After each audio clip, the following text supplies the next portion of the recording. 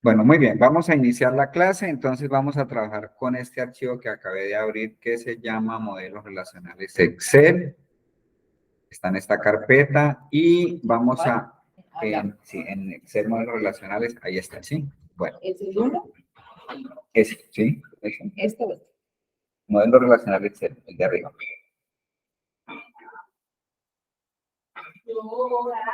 Ese. Bueno. Entonces, estábamos hablando que para cuando en cualquier momento que usted vaya a presentar un informe, la materia prima de todo es la base de datos. Entonces, si la base de datos no está estructurada, pues usted va a bregar. Estructurada quiere decir que no debe tener títulos, Alinera del Valle, S.A., relación de ventas, eso se quita. No debe tener totales de columna. Es que de hecho las bases de datos no deben de totalizarse.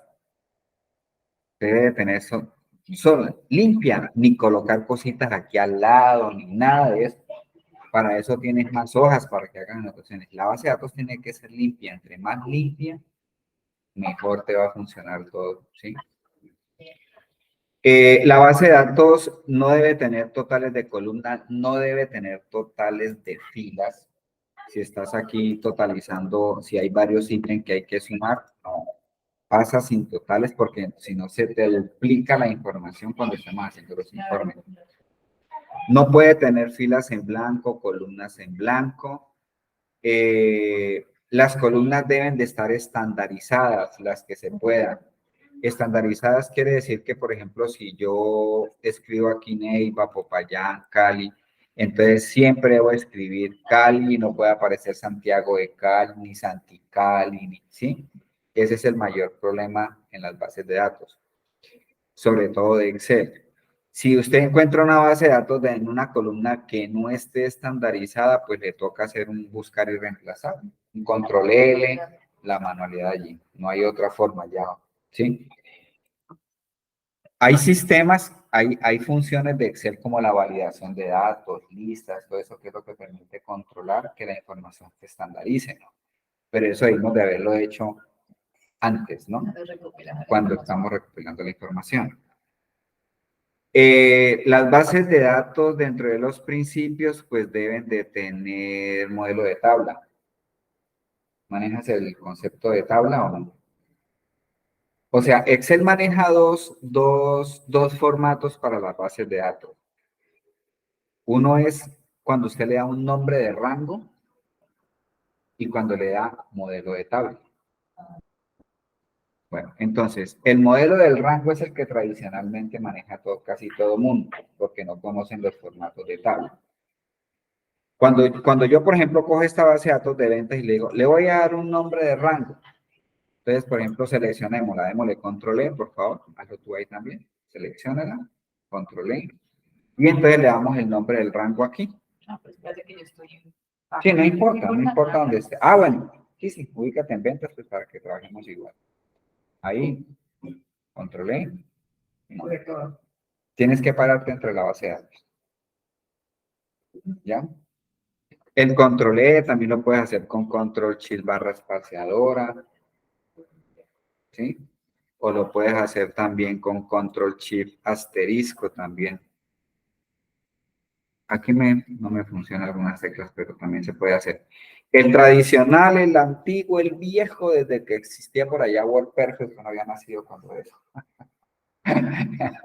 Es el control E. Ese atajo es viejísimo, ¿no? Con ese es que yo selecciono. Y en todo el ambiente de Microsoft, en Word, en PowerPoint, Excel, todo lo mismo. Y le damos un nombre de rango aquí. Entonces, ese nombre de rango la vamos a llamar ventas, ¿sí? Y le damos enter, ¿bien? Eso, con ese nombre de rango, si yo, por ejemplo, utilizo un buscar B, pues en lugar de decirle búsqueme desde A, no sé qué, hasta M, no sé qué, pues yo le doy el nombre del rango, es más fácil, ¿sí? Pues tampoco sabía eso.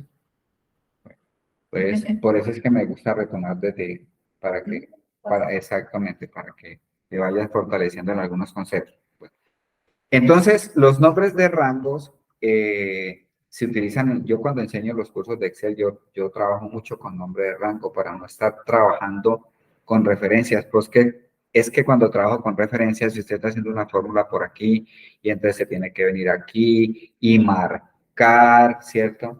Y ahí es donde está el peligro, porque usted no puede seleccionar bien desde la columna que es, no marca bien, el estrés del día, la llamada, el jefe respirándole a la nuca. Entonces, eso genera posibilidades de cometer muchos errores.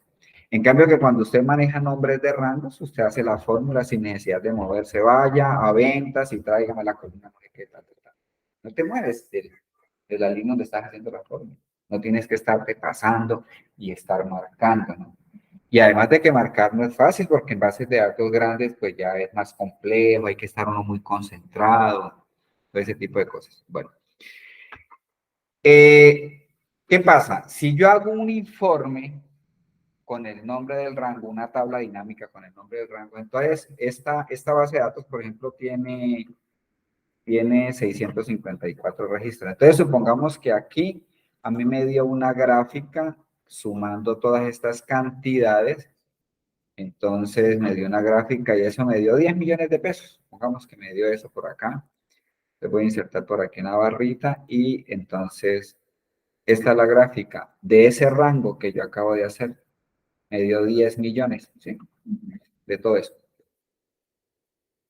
Pero puede que mañana entren más registros, ¿cierto? La próxima semana. Entonces ya no va hasta la fila 654. El informe de los 10 millones me llegó hasta aquí. Pero si mañana entran 50, 100, 1, 2, 200, los que sean, esto me queda desactualizado. Entonces, ¿usted qué tiene que hacer para que la gráfica se actualice? Tiene que actualizar el rango. O sea que tienes que entrar por aquí, por fórmulas, administrador de nombres, y aquí actualizas el rango. Entonces, por aquí le dice, no, es que ya la base de datos no va hasta aquí, ¿no? Él le delimita, sino que va hasta aquí. Entonces, uno la marca. Y uno no puede hacer que tengas disculpa, dejar así, pero ir hasta al No, final. no, porque pueden haber problemas en medidas. Aquí tiene que ser exacto. Exacto. Entonces tú aquí amplías, no dice ya no voy hasta las 654, sino que voy hasta las 700. Entonces él amplía el rango y entonces tu gráfica o tus informes se actualizan, ¿no? Entonces, por fórmulas, Administrador de nombres, ¿sí? Bueno, si mañana vuelven y entran otros 20, entonces tienes que estar pendiente de eso, de estar actualizando el rango, ¿sí? Bueno, entonces así ya no se trabaja. Entonces vamos a eliminar esto. Por ahí mismo por fórmulas, administrador de nombres y lo eliminamos, ¿sí? Ahí eliminas el rango. Listo, muy bien. Entonces hay un concepto que se llama, que son tablas. Entonces, cuando yo le doy formato de tabla a la base de datos, tiene varios beneficios. Número uno, la puedo relacionar. Número dos, los rangos se actualizan automáticamente. Número tres, yo puedo generar segmentos para filtrarle y que quede más chévere el manejo de datos, ¿no? Número cuatro, ya cuando la base de datos tiene formato de tabla, ya no se trabaja con referencias de celda. O sea que si yo hago un cálculo, yo no le voy a decir a él, por ejemplo, que le va a sumar 2 unidades a cada una de estas. Entonces usted le dice igual F2 más 2. Ya no se trabaja con referencias de celda, se trabaja con el nombre de la columna. Y de aquí en adelante vamos a trabajar con nombres de columnas, hasta que terminamos el curso de Power BI. Entonces, las tablas tienen varios beneficios, ¿no? Entre los más importantes que le estoy mencionando. ¿Cómo convierte una base de datos a tabla? Muy sencillo. Usted separa entre la base de datos y lo puede hacer aquí por insertar y le dice tabla. Hagámoslo, por favor. Entonces, se va a ir por insertar y le dice tabla. Entonces dice, esta tabla que vas a hacer, entonces él mismo la delimita. Yo verifico, si yo no conozco la base de datos, yo verifico. Todos esos son detalles que estén cogiendo los registros, ¿cierto? No asumir de que ya lo hizo, y menos si yo estoy trabajando en una base de datos que no conozco. Le digo, bien, perfecto, ahí la está cogiendo. Le doy a aceptar y ya. Pues eso no chilló, no brincó, no hizo nada, no se iluminó, pero ya quedó convertido en tabla. ¿Cómo sé que está convertido en tabla? Pues por una sencilla razón. Él activa unos filtros automáticamente, ¿sí? Ahí dale control inicio, si quieres, cuando quieres, ¿sí? Bueno. Esos filtros los puedo quitar, no los voy a necesitar. Entonces, con control shift L, ¿no? Es el atajo de control shift L. Ajá. Ahí los pongo o los quito, ¿no? Ok. Bueno, entonces, ¿cómo yo sé que eso ya es una tabla? Porque él me genera esta pestaña que dice diseño o diseño de tabla, ¿sí? Pero tienes que estar dentro de la base de datos, ¿sí? Ahí yo ya sé que esto es una tabla. Esa tabla yo le puedo cambiar el nombre. Entonces, en lugar de que diga tabla 1, entonces la voy a identificar. Yo siempre les dejo la T, ¿no? Ahí por diseño le voy a colocar el nombre, eso ahí. Entonces, en lugar de que se llame tabla 1, yo la voy a llamar T ventas. Yo le dejo la T para saber que es una tabla, ¿sí? Los nombres de tablas no pueden llevar espacios, ni tildes, ni caracteres especiales, nada de eso. ¿Ya? Ya, está una tabla. Como ya está en modelo de tabla, mire, si tú bajas, Juliana, si tú bajas, mira que tú empiezas a bajar y ya los encabezados automáticamente se anclan, miren, ¿sí viste? Ya no necesitan inmovilizar paneles, ¿no? Baja. Bueno, esa es una de las ventajas. Ahora, yo necesito, por ejemplo, hacer la fórmula que le digo. Hagámosle aquí al lado, digámosle aquí, aumento. Vamos a llamar esa columna. Cuando yo genero esa columna, vas a mirar, él automáticamente la mete dentro de la tabla. O sea que eso ya forma parte de la tabla de eventos. Porque él la agrega. O sea, eso ya me significa que eso ya él agregó.